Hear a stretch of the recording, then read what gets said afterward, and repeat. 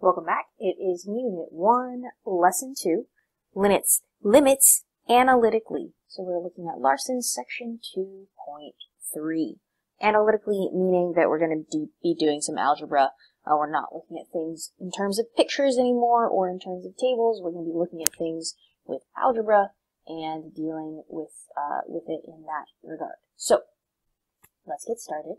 So we have some properties of limits. Some of the properties of limits are that they behave as numbers should, because limits are numbers. So we learned about how to deal with this limit notation and how to evaluate and represent things. So one of the first things you should do when you're looking at a limit problem is try this method of direct substitution. Just try to plug in what you have for x approaching something.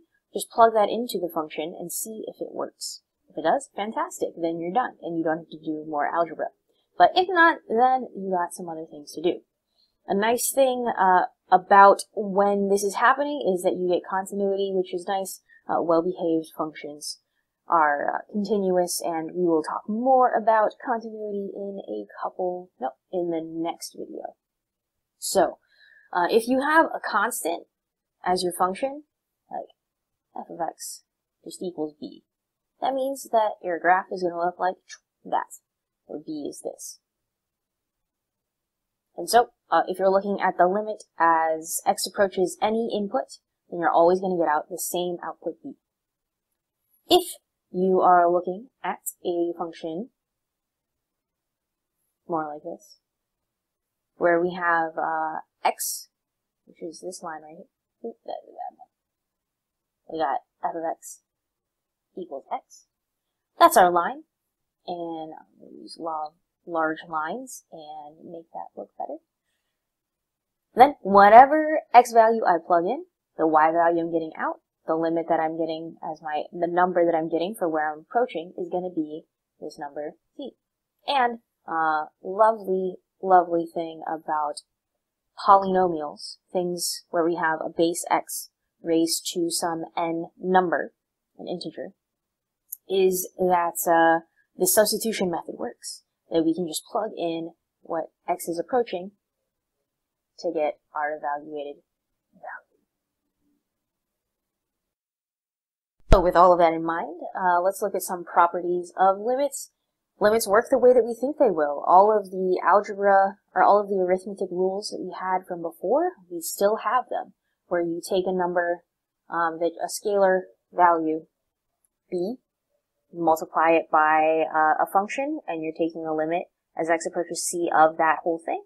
That is gonna, you can just take out this scalar, and then multiply it afterwards after you get your number for what your limit as x approaches c of f of x is going to be.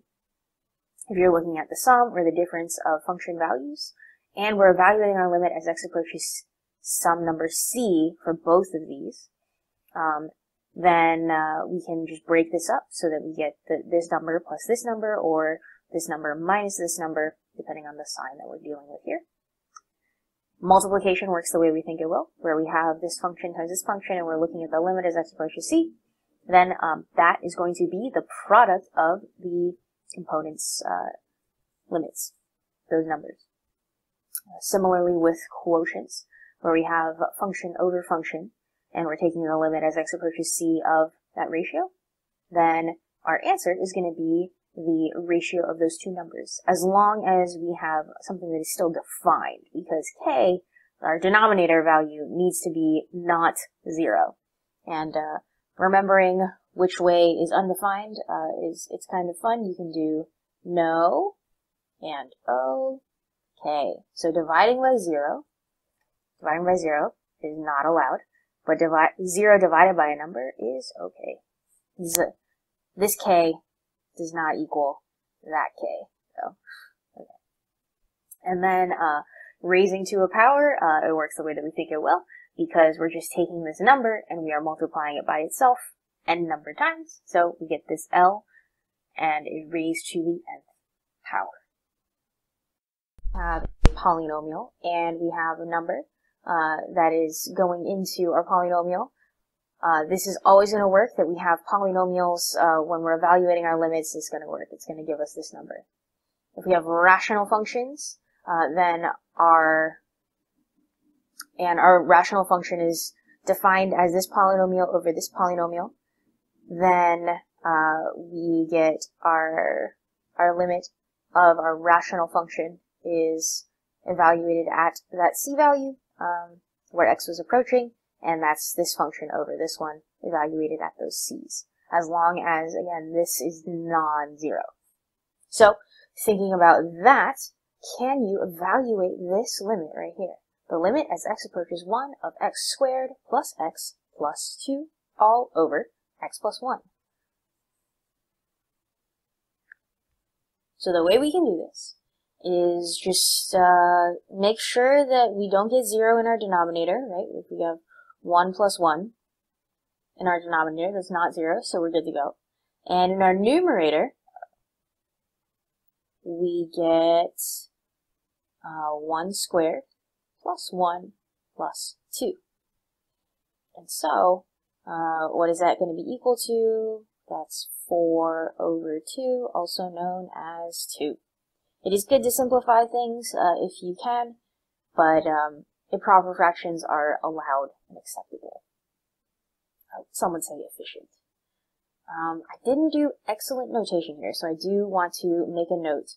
When you have this final limit, and then you have a colon, and then you have this, and you got a period, I think it's really best practice to write limit as x approaches 1 of x squared plus x plus 2 all over x plus 1 equals, and then start evaluating. So we get the 1 squared plus 1 plus 2 all over 1 plus 1. And notice that as soon as I plugged in, change colors, as soon as I plugged in this x approaches 1, so as soon as I started plugging in this 1, I dropped my limit notation, because a limit is a number. So if you're taking this limit, and when you're evaluating it, you like keep on tagging along this limit notation, you're kind of being really sloppy, and that's not a good way to do math. So respect the limit notation. Once you start evaluating it, you can drop that limit notation because you have your number that you're looking for.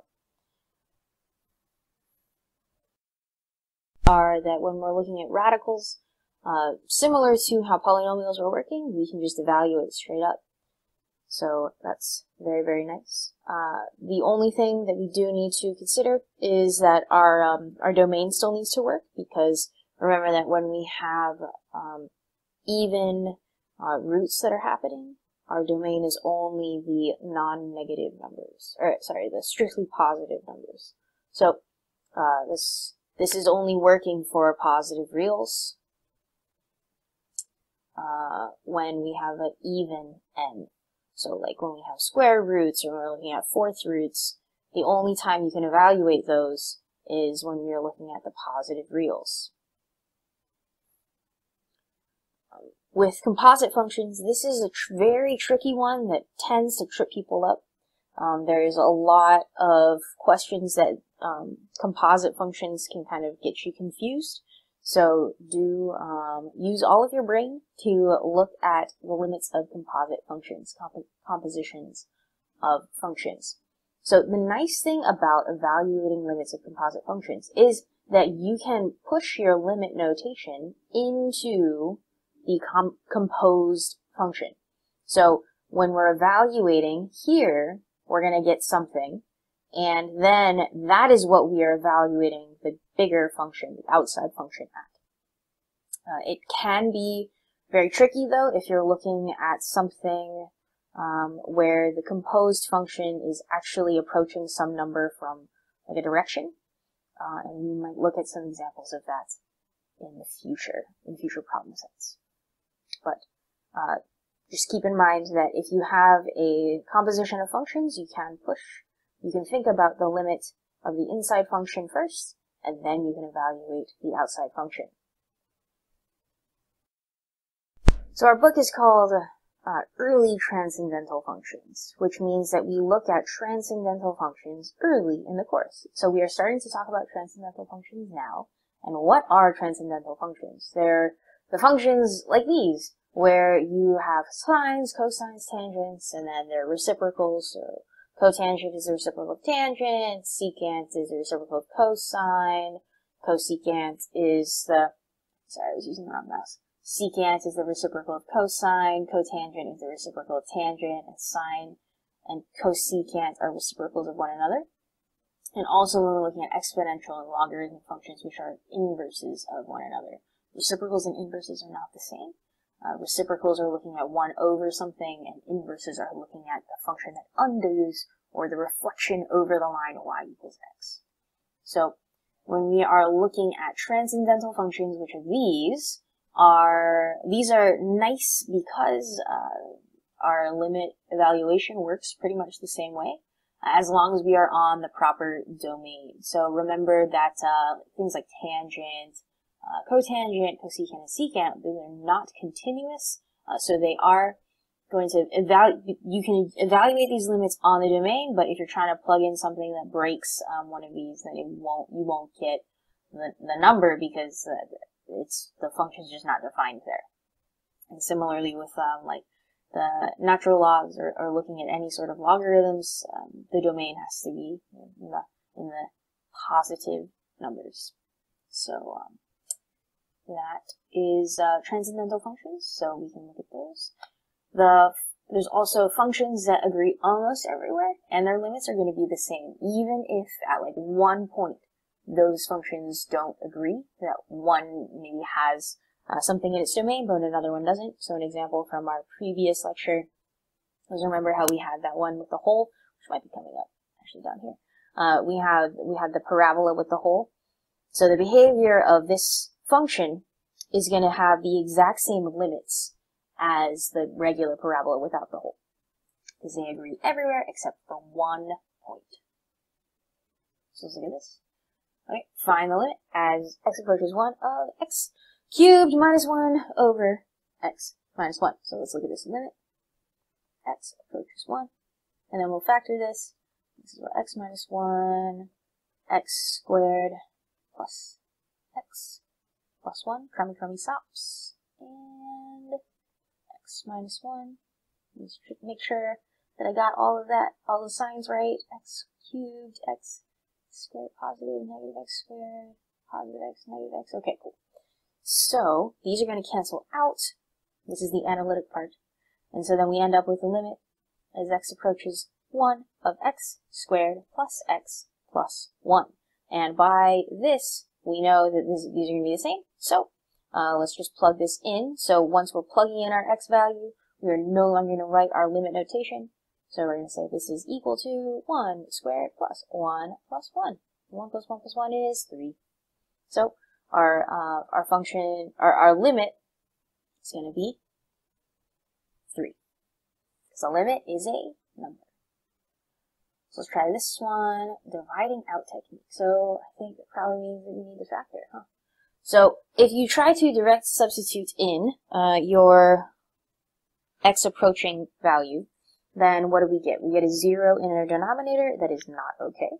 So we do indeed need to look at this analytically. So we have the limit as x approaches negative 3, and let's factor this. X plus 3 times x minus 2, because what multiplies to give us negative 6 but adds up to positive 1.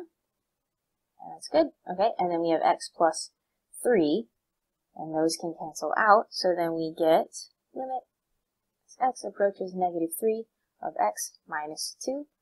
Once we start evaluating our limit, we can drop our limit notation. So we have negative 3 minus 2, which is negative 5. There is our number. The limit is a number. Let's try this one. How can we figure this out? Rationalizing. So rationalizing means that we probably need to multiply by the conjugate. And remember that the conjugate is taking your ending and changing it. So in Spanish or French or whatever other Romance language you might be taking, the conjugation is where you're changing the ending of your verbs. A lovely thing about Chinese is that you don't have to conjugate, and that's like one of my favorite things about Chinese.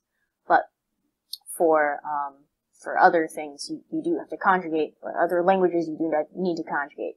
So let's conjugate. Let's multiply by the conjugate. And the conjugate is changing the ending. So if you have like A plus B, its conjugate is going to be A minus B. Okay, so we don't really need to do anything with the denominator, except for like multiplying, but we're multiplying by the numerator because one of the lovely things that we can do in math is multiply by 1. Another thing we can do in math is add 0, and we'll do that at some point as well. But for now, let's multiply by the conjugate. So we have the limit as x approaches 0, root x plus 1 minus 1 all over x. We're going to multiply by the conjugate of our numerator. So we have x plus 1 minus, no, is plus 1, and over root x plus 1 plus 1. Okay. And now, let's throw some parentheses around here and there to make sure that things work out nicely. And what happens here?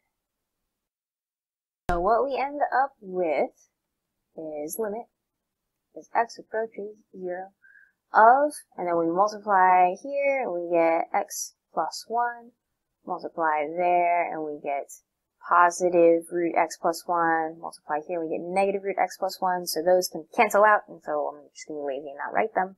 And then we have minus 1 times positive 1, and that's just going to be negative 1. In our denominator we have x times root x plus 1 plus 1, a little bit, because that's what we have in our denominator right there. And so, what happens now? Well, these cancel. Pew, pew. I like making laser noises when we cancel things out. Or lightsaber noises. Those are also really fun. For me. You can do them if you want to, you don't have to. So then we end up with limit as x approaches 0 of x over x times root x plus 1 plus 1. And, oh look, these x's can cancel out as well. Pew, pew. And so we end up with limit as x approaches 0 of 1 over root x plus 1 plus 1.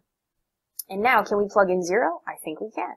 And once we're evaluating our limit, we don't need to keep our limit notation, so make sure that you drop your limit notation.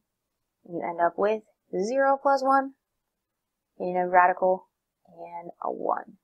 What does that end up with? 1 over 1 plus 1 equals 1 over 2. Boom. There it is. 1 over 2. So that's just a fancy way of writing a half. Alright, so the last thing that we're looking at in this section is the squeeze theorem. The squeeze theorem is one of our big theorems. I guess this is like a 2-star theorem in your notes if you're taking those. And I strongly encourage you to take notes, preferably by hand on paper.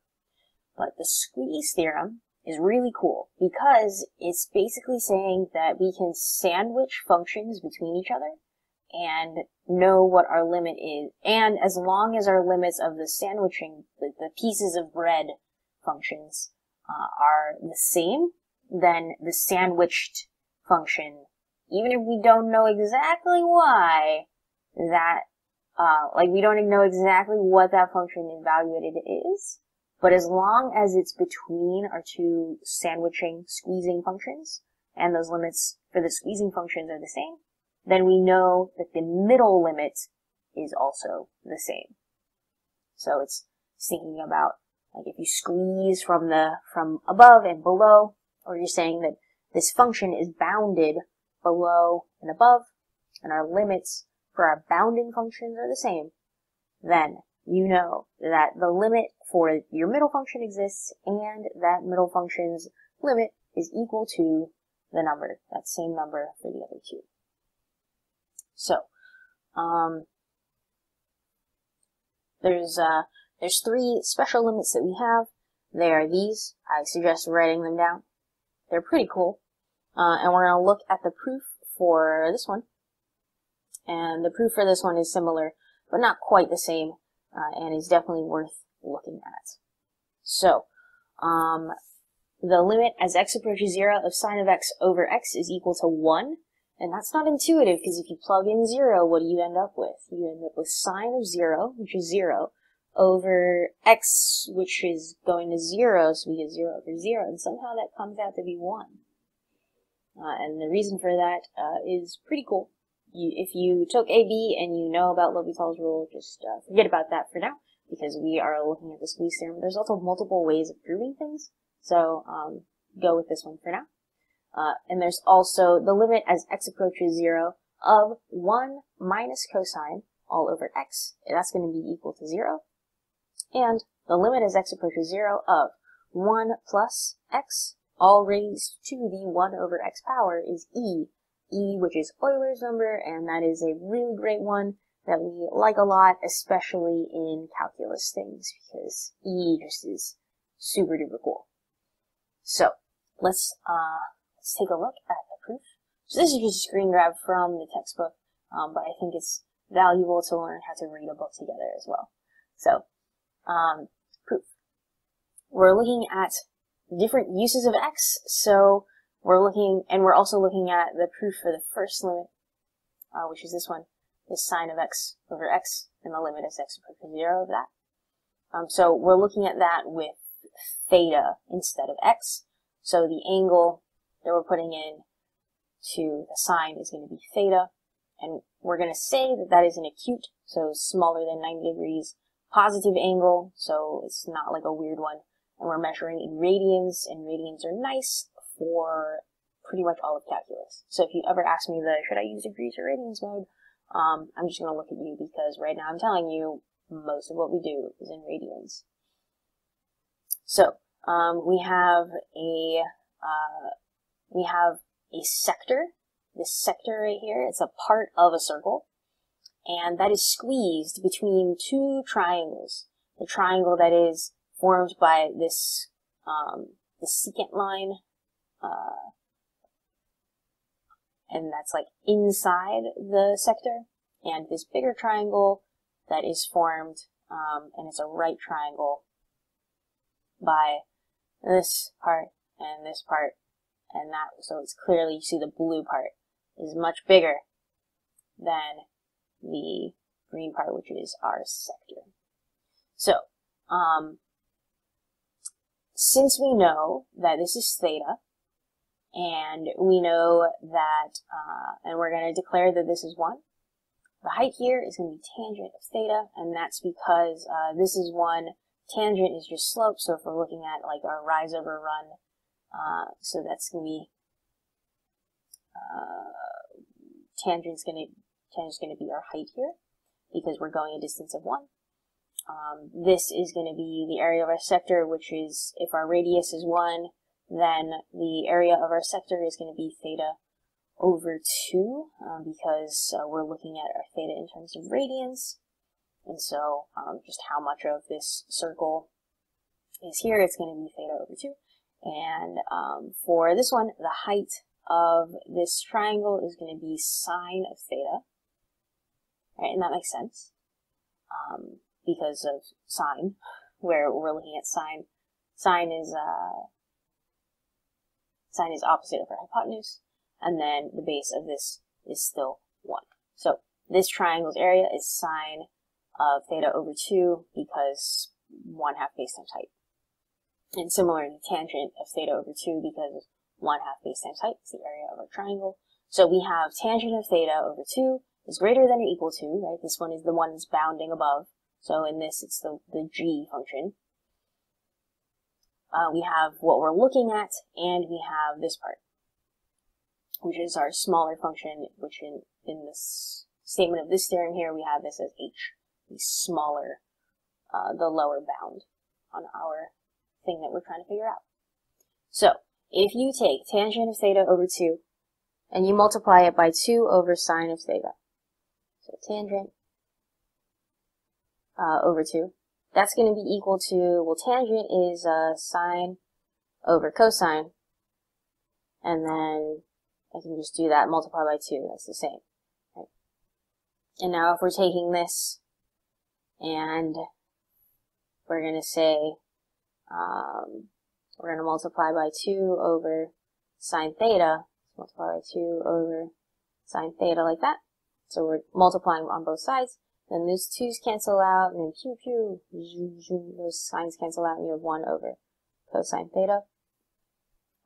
For this part, we have theta over 2, or multiplying it by 2 over sine theta. So we end up with zoom, zoom, theta over sine theta for the middle part, and that matches up, cool. And then we also have, for this part, sine theta over 2, or multiplying it by 2 over sine theta, which is just the reciprocal. And so, everything cancels out, and we end up with 1 right there. Okay, and that's going to be, maybe not right on the line, on the right. So, that's nice. We have 1 over cosine is greater than or equal to theta over sine theta, and that's greater than or equal to 1. So we have a number on one side, we don't have anything else. So we're going to think more. So let's reciprocate. And when we reciprocate, when we take the reciprocal, that means that we are also going to be changing our inequality signs. Because when you have like 2 and 3, well, 3 is greater than 2.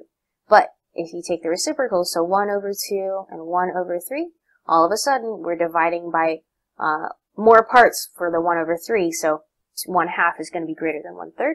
So when we're reciprocating, when we take the reciprocal, our inequality signs reverse. So we end up with cosine is less than or equal to sine of theta over theta, which is less than or equal to 1. So we still have the 1, which is nice, because that's what we want eventually to show that cosine of theta, the limit for that one is also 1, so that we can use the squeeze theorem. And the middle thing is now the inside of this, which is the f of x that we're actually looking for to use the squeeze theorem with, so that's good.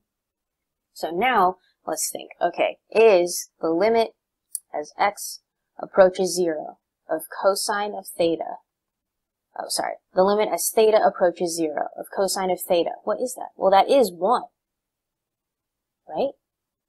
That is 1. So, by the squeeze theorem, we have 1 is our lower bound limit, 1 is our upper bound limit. Therefore, by the squeeze theorem, the limit as theta approaches 0 of sine of theta over theta is going to be 1 by squeeze theorem. It's pretty cool. Okay, so what did we look at? We looked at properties of limits. They work as numbers do, and sometimes you can just substitute it in, just put in what you have for your limit into your function, and you're really happy because then you're done. Limits work the way that we think numbers will. You're not allowed to divide by 0 because that's undefined. Polynomials and rational functions are really lovely. When we're evaluating limits, we do need to drop our limit notation. Limits are numbers. Radicals work the way that we think they will as well, as long as we're on the proper domain. Composite functions, you need to be careful, but you can evaluate your limit on the inside function and then go from there. Transcendental functions are these, and our limits work the way that we think they will as well. We can do some algebra and cancel things out because functions that have agreement everywhere except for maybe one point still have the same limits. Doing algebra is good for us. We multiply by the conjugate sometimes, especially when we have radicals. We factor and cancel things out, and we learned about the squeeze theorem. So that's about it. Have a good one.